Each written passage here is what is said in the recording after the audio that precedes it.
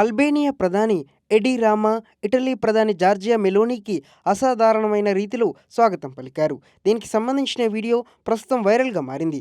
తిరానాలో జరిగిన European political community సమావేశంలో 40కి పైగా యూరోపియన్ నాయకులను అల్బేనియా ప్రధాని ఎడీ రామా స్వాగతించారు.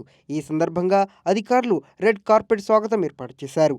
ఇటలీ ప్రధాని జార్జియా మెలోనీ రాక సందర్భంగా మోస్తారు వర్షం కురుస్తున్న వేళ చేతిలో గొడుగుతో ఉన్న రామా గొడుగును పక్కన పెట్టి రెడ్ కార్పెట్పై మోకాళ్లపై కూర్చొని 2 చేతులు జోడించి భారతీయ సంప్రదాయంలోని నమస్తే శైలిలో మెలోనీకి స్వాగతం పలికారు.